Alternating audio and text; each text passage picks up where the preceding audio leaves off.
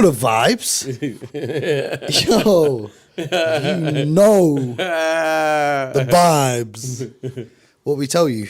I said season 7, maybe. All right, let's not get ahead of ourselves. Game 1 of the NBA Finals is in the books. You're listening to the Hoop Genius podcast presented by NBA 2K22. BJ Armstrong's live and direct. We were just on TV. As you can see, the drippy drip. Yes, sir. He's here, suited and booted, looking fly. BJ Armstrong said to me that he's never seen anything like that before. Unbelievable. It was an amazing game, Mo. And, you know, I feel like today you should do all the talking. This is the Mo Mooncey show, the Hoop Genius. You know the vibes. Well, tonight we saw the vibes. And it was a phenomenal game. And it was just very impressive. You know, we were down in the media, and I was just talking to some NBA people, and they said the same thing I said to you earlier. This was one of the most amazing games I've seen, in particular with the finals. Steph Curry comes out, has a huge first quarter, really looked like he took control of the game, like the Golden State Warriors took control of it. But lo and behold, the C's. A 40-point fourth quarter. Uncle Al. Amazing defense. And the role players, okay? Normally you don't see that type of, performance by the role players. Al Horford, Derek White, those guys, they played incredible. And what a great game. And, I just want to really point out Coach Udoka, what a game. Mm-hmm. What I mean, the moves he was making, he was just, it was simply perfection tonight, what he was able to do. One of the best coached games I've seen in a long time on both sides, and give the Celtics credit for, they shot exceptionally well. 40 points against a Warriors team. That's an amazing accomplishment. Handed the Golden State Warriors their first home loss of the playoffs this year. How about that? Now, I don't think anyone, even ourselves, had this happening. I didn't have a 40-point fourth quarter. Let's put it into context, right? Jason Tatum has possibly his worst game of the playoffs in terms of scoring the basketball. He did a great job making plays, but he's going to score a lot more points than he did tonight over the rest of it. Right. And unless something crazy happens, I see him scoring a lot more points than tonight. But Steph Curry starting 6 from 7 from downtown. How about that? Balling out of control. Now, Steph, you owe it to Steph to win that game. If he's going to shoot the ball like that, he's done his part. So, ladies and gentlemen, all I'm saying is the Celtics better not win this series. Well, if they win this series, you're coloring your hair green. That's it. Hey. That's all I want to see. If they win this series, you might never see me again. I might just be running around Boston like a damn leprechaun. Well, we got to do the podcast. You got to show up at least for that. Oh man, but here's the thing. That's not going to happen again. The Celtics were making shots in the fourth at an absurd rate. Derek White was making hand in his face, contested shots like never before. And this is the same guy who 2 games ago was turning down wide open threes to drive the basketball because he didn't want to shoot. Now he's hitting contested threes in the NBA Finals. Shout out to Derek White. Shout out to Al Horford. But Al Horford was getting open looks. Peyton Pritchard was getting open looks. Marcus Smart was getting open looks. So I don't really know what the Warriors' game plan was there. Like, okay, if your plan is to shut down Tatum, you've done it. But he had 13 assists. And remember, I said to you yesterday, I'm going to need 9 or 10 assists every game from Jason Tatum. He did his part. Jaylen Brown brought them back into the game at the start of the fourth because they were down big. The Warriors had a great third quarter. Jaylen Brown brought them back into the game by being aggressive and making shots. The role players steadied the ship by making those threes, but they got not lucky. They played an excellent game, but they're not going to make shots like that every game for the remaining 3 that they need to win. You would think they're not. I didn't think the game was going to play out the way it played. It was obvious to me what the Warriors were doing on defense. They were going to live with the 3-point shooting. What they did want is Jason Tatum and Jaylen Brown and these guys to start driving the basket and attacking the rim. They were swarming the paint. Yes. Every time they were in there was bodies. And I didn't notice it till in the second quarter because, it's not natural to every time you drive to just throw the ball up. But it was a reason that Coach Udoka stuck with the Time Lord. because he wanted to make sure that when the Warriors did get into rotation, he knows that they don't have anyone that can play vertical basketball. He threw a few lobs down. Yes, that kind of when the Warriors making runs, it kind of killed the momentum a little bit. Yeah, it just like, you could tell, like, it's like, it kind of like, whatever you take away, we can counter it. And that's the way I looked at the whole game. So I was like, okay. Now, when they started making those threes, the Warriors had to start running them off the three. And then you could see in the fourth quarter, it was like the floodgates. They were driving the ball. They were hitting runners. Al was hitting mid-range. Al was hitting threes. Yeah, step back, leaning back three. Yeah, I mean, you could just tell. Prime Dirk Nowitzki. Yeah, you could just tell that was the Warriors plan. Now, the Warriors also, they showed a lot of different defense. They did a zone and one, box and one. They went to a zone. They threw some zone at them. Man to man. And you could kind of tell that they were very concerned, or they're very concerned about the ability for the Celtics to attack the basket. On Sunday, they're gonna have to choose it. They're gonna have to choose something here. Now, the Celtics did not play particularly well. That's why I'm concerned about this game. Normally, okay, they you win. shot the ball well, but they didn't play well. They did not play well. They did not, it's not like they were executing at a high level. It's not like they played mistake-free basketball. They didn't do any of that. Their defense allowed them to just hang around. And when they shot the ball well, I would venture to say the Golden State Warriors were frustrated because the Golden State Warriors came out blazing. Yep. It seemed like the Golden State Warriors were up 15 or 20, but it was always 4. The Celtics hung around. 6. They would cut it back to 2. They took the lead at halftime. Yep. And then... So what's interesting is they had a weird strategy to start the game. They were not guarding Steph Curry as if he was Steph Curry. They were guarding Steph Curry as if he was any guy. Well, I think they were just... They were playing drop coverage in the pick and roll, which Steph's going to score 3. So if you're going to drop, Steph's going to score 3. That's when the big man hangs back and, gives him a little bit of space. So, first of all, I don't think it's a winning strategy to play drop against Steph Curry. But with him scoring 6 3-pointers, the Celtics somehow were still in the game. Then when the second quarter came, they started switching everything and then they took the lead. So it's interesting to me, like, how they started that, like what the game plan was. Okay, we're just going to let Steph Curry try and beat us single-handedly and not let the other guys get involved. And then in the third quarter, guys, Otto Porter Jr., Klay Thompson, Kevon Looney, they started making plays. And that's when they really made their run. They made the Celtics turn the ball over 5 or 6 times in the third. And we know how important the turnovers have been for the Celtics. And then I think credits Coach Udoka at the end of that third quarter saying to his guys, look, stop turning the ball over and stop fouling them, because the Warriors went 10 from 10 from the line in the third. Right. And that's how they got. So it's a simple game, right? You do the little things correctly. We can talk about the excellent, like the zone and one. We can talk about this. We can talk about that. But the Boston Celtics, the common theme throughout the playoffs this year has been, if you don't turn the ball over, you tend to win the game or win that stretch of play. And in the fourth quarter, they didn't turn the ball over and they put up 40 points. Well, I mean, that 40-point, that's going to go down in the books as one of the great. It's got to be one of the biggest fourth quarter differential in NBA Finals history. That's what I'm saying. It had to be because 24-point difference. I told you immediately after the game or during the game, I was like, I've never seen really a game like this in the NBA Finals, especially that fourth quarter. I was simply in shock because the Warriors, that's a veteran team over there. I mean, this is they've won championships, and you have to give them credit because the Warriors, they've been there, done that. But tonight, wow. You said something interesting at the end of the game about the body language of the Warriors. What did you see? Didn't like the body language of the Warriors. I didn't like how, there's no consolation prize in when you lose, okay? No. But I didn't like the body language of the Warriors. They looked defeated to me, okay?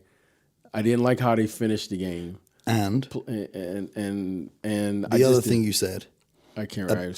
And the other thing you said was we looked at, so we're in the arena, we're looking at the Celtics bench. Now they're all on their feet, yes, but they weren't celebrating. Right. But the Warriors were all sat down on their own. No one's talking, looking. The Boston, I didn't. I don't know why I noticed that. Well, I do know why, because I always look to see, you playing a series. One game is not going to win a series. You got to win 4 games, and the Celtics.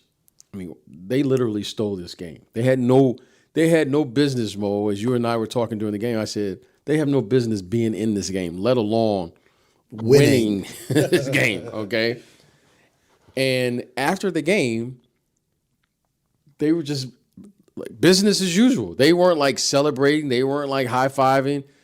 Hey, we expected to win. We won the game, but we know we can play a lot better. And I was like, that's interesting. That was like, the coach wasn't like smiling. We saw him after the game. They were like, they were serious. They were game face. They were game face. So I'm just really shocked. And I didn't like how the Warriors lost. Like, play it through. Play it all the way through. Benching at the end. Yeah, just play. Play it through. I mean, as well, like, you're in the NBA Finals, right? It's a 7-game series. You've only got a certain amount of time to kind of experiment with different things. Right. Try something and see what you can get. Instead of just throwing in the towel, I know it's only for like 2 minutes at the end, right? But it's like, for me, maybe you run one play which tells you something.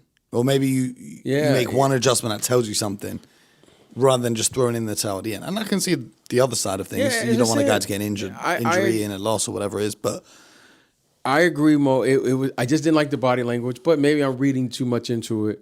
I'm just going to give the Celtics credit. It was. I thought overall it was a very entertaining game. You were obviously excited. I know you're trying to be biased here, but you were really excited during the game. I mean, I'm a professional, BJ. I'm unbiased. Like Sky Sports like to tell everyone about how I'm a big Celtics fan. I try and be impartial. Right. I'm impartial when I do the shows. But here, this is my show. This is BJ's show. This is our show. So what are we saying? I said Celtics in 7. Now I'm going to say Celtics in 6. Yeah, I'm going to tell you what, Mo. BJ wants to say Celtics in 4, but that's too much of a hot take. It's too much, but I'm telling you this. I'm telling you, when you see it, you know what I mean? When you see something, ladies and gentlemen, I'm just telling you, highly unlikely, but the Celtics really look like the better team. They have the bigger athletes, and they have counters. And they were experimenting during the course of the game. And I don't know if you could see it on television, but one of the experiments that I think that they know they can go to if it ever got to a desperation time, is to putting Marcus Smart on Draymond Green. Yes. And the reason that's so important is because when they did this in the second quarter, Steph Curry did not score. Yeah, well, we talked about this yesterday, but it was about putting Jason Tatum on him so that they could switch, but they did it the other way round. And it really disrupted the flow of the Warriors. Because so many Warrior baskets come from Draymond sets a screen for Steph Curry, and it looks like a screen roll. And then he kind of pivots around. He kind of pivots around and he re-screens. He just turns his body. So he hits him. The defender hits his body, and then he just turns around to the other side, and Steph crosses him, and he's wide open. But now the Celtics just decided we're going to switch everything. They switched 1 through 5 for stretches, and they said, you know what, we're going to live with it if there's possessions where you're going to shoot over Rob Williams or you're going to shoot over Al Horford. We'll take our chances. You shooting over a 7-foot. But the thing that was critical was Marcus Smart attacked Draymond Green's dribble. Yeah. So he couldn't just pass freely out there. Yep. And Draymond had a couple turnovers because of it. And Marcus Smart was very aggressive, like we saw Draymond doing. I was just about to say, yeah. So Draymond started with Al, and then the Celtics said, okay, we can do that too. And they did that right back to Draymond. That's what I'm saying. So, look, I know these are little things, and you probably can't see them on television, but they're big things because Coach Udoka is prepared. His staff, and him in particular, they're prepared for whatever counter the Warriors do. And I think that frustrated the Warriors. I want to say another thing as well. We're talking about, yesterday we were talking about they're only going to go 7 deep in their rotation. Daniel Tice was getting good minutes, good minutes. Peyton Pritchard played some great minutes. He played some defense, came up with some steals and deflect. He was a star in his role tonight. Yep. He was a star in his role. Tice came in and gave him good minutes there in the first half. Big time. I mean, they are prepared. I mean, they have are options prepared, too, because they can go when the Warriors want to go small. The Celtics can go with a one big lineup. Yes, because there were a few times where they had two bigs on the floor and the Warriors went small, and whoever Al Horford was guarding would just cut off a screen. You're right, and it was usually Klay Thompson hit a three. So, but the Celtics had the versatility. They went for a lineup where it was Rob Williams and four small players. I think it was Tatum and Grant White, Williams as well. Smart, and Grant Williams as well. He didn't have a huge game in this one, but I like the matchup. He's kind of like a Draymond. He's kind of like a younger Draymond in terms of the body type and the style of how he's going to play. Right. But he can shoot the three a lot better. Defensively, he's obviously not Draymond Green levels. But if you see what I'm saying for that kind of matchup. I do. I just like the matchup. I love what they, and I'm telling you, well, they have options that they can go to. Now, I don't, it's hard to sweep a team. It's hard. But I'm telling you right now, Mo, this team did not play particularly well, the Boston Celtics, and they scored 120 points, and Jason Tatum wasn't half of what we know Jason Tatum is capable of doing. He's going to have a moment. And I'm just telling you, Mo, I'm not feeling good about this from the Warriors, but we'll see. They have bigger athletes, Jordan Poole and Steph Curry. I don't think they are big enough to match up with them. I feel you. I just don't think they're big enough to match up with them. Wiggins kind of got it going a little bit from three. Otto Porter Jr. had a couple shots. But I don't think you can have. I don't think Otto Porter can play the four against this team. No, because they can put Al Horford at the four. And you can't have Otto Porter and Andre Iguodala out there on the court. And here's the other thing: we were talking about this on the way back. When you've got Iguodala and Draymond out there at the same time, now Iggy hit a three. That was a huge, But you can't play. But I'm not worried if I'm the Boston Celtics about Andre Iguodala beating me from three or Draymond Green. So now you're playing with two guys who the defense aren't going to respect as 3-point shooters. Right. So that means the spacing for the other three guys, you got five guys defending three, pretty much. And Rob Williams is standing back there blocking shots. I mean, so I'm saying Marcus Smart made some incredible defensive plays, but the second effort, they give multiple efforts. Okay, they give multiple efforts on every defensive possession. It really is incredible to watch. I'm telling you, as fun as it is to watch on television, man, it is these guys have so much energy on the defensive end. Man. I don't know how he has these guys playing this hard on the defensive end. And they're willing defenders too. It's not like, he's up screaming or whatever. It's like, no, that's just the DNA of the team now. That's what they do. They pride themselves on it. And they play through mistakes. You and I are screaming up there, or you're screaming up there about Jaylen Brown or something turns it over. And they just go right back and they just keep playing. Man, they're resilient. Yeah, man.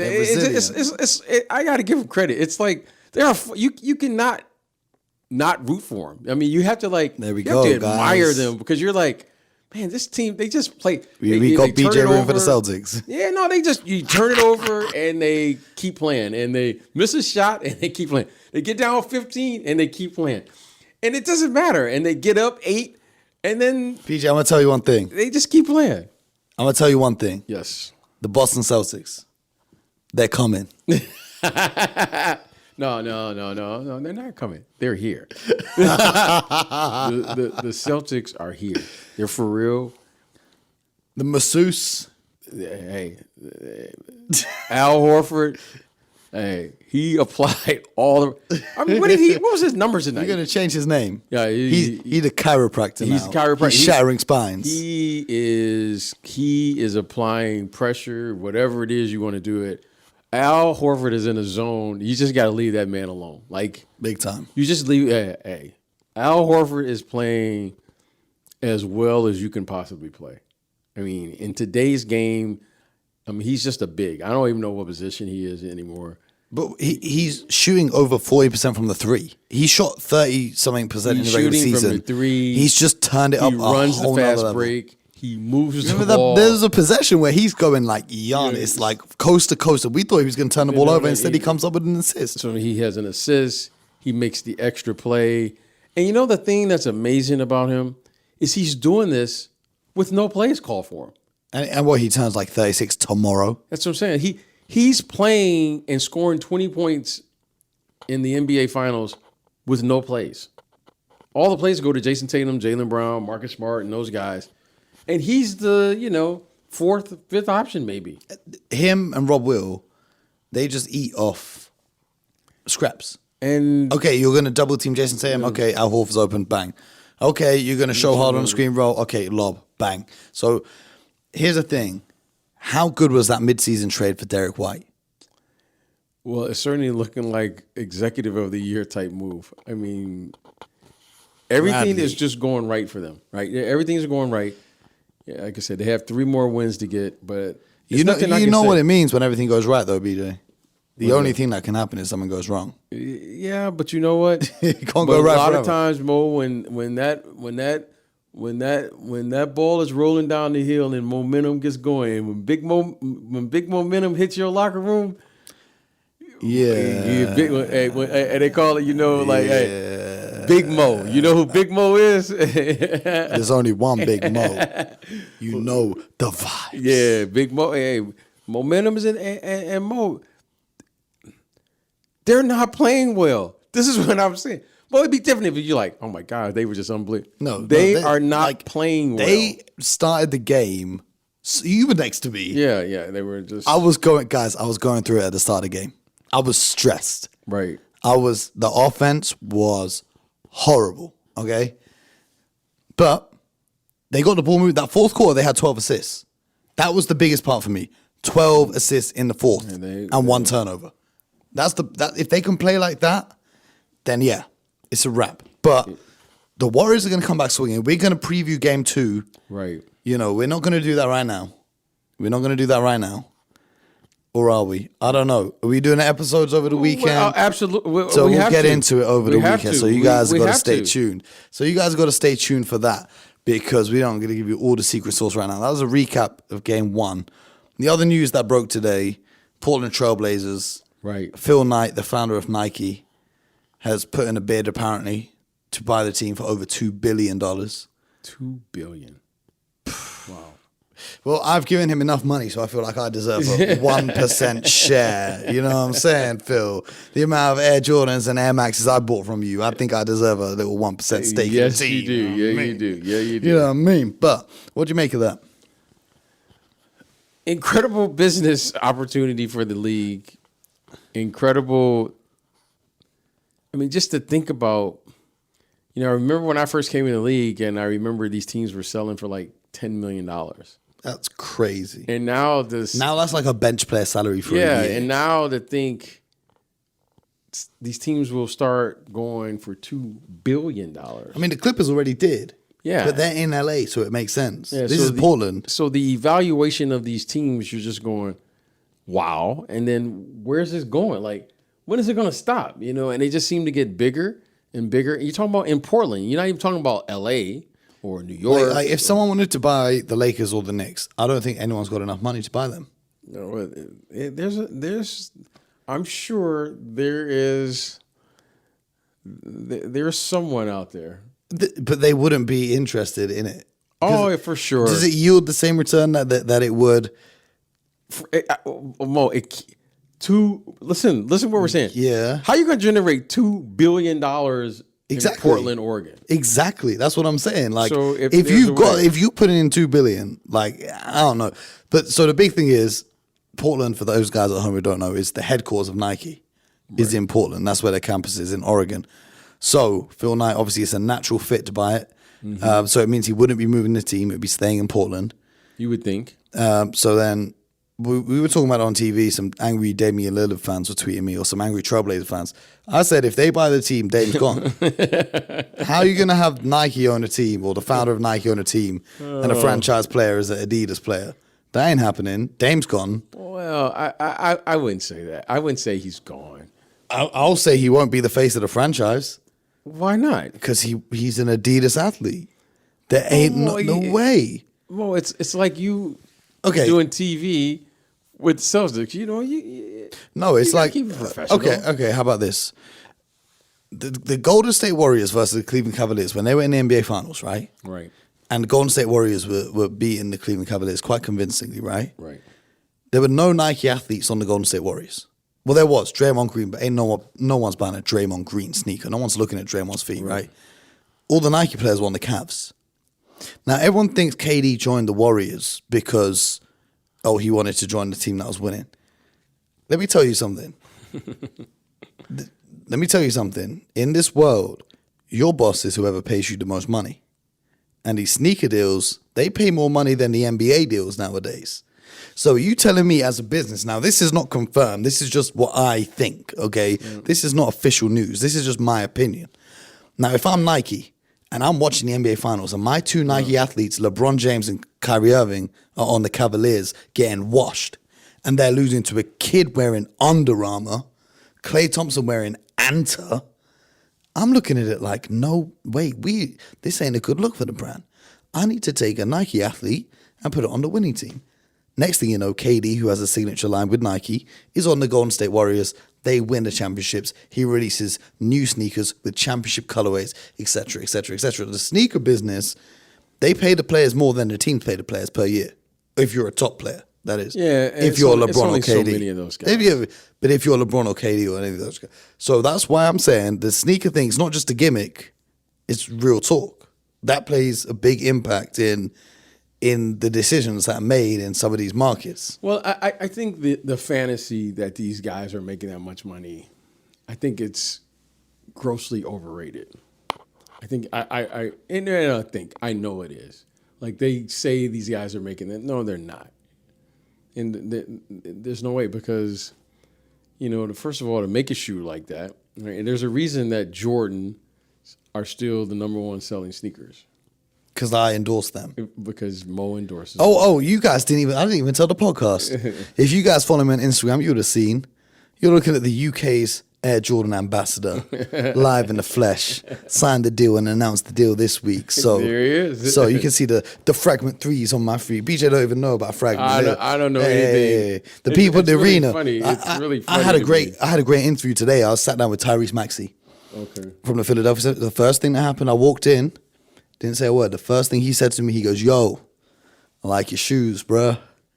Tyrese Maxey recognized the drip, man. He always comes hard with the drip. So I just wanted to share that with our listeners here. Thank you. Congratulations. Appreciate it. I think that sums it up. There's a reason that the Jordans are the number one selling shoe because of the performance.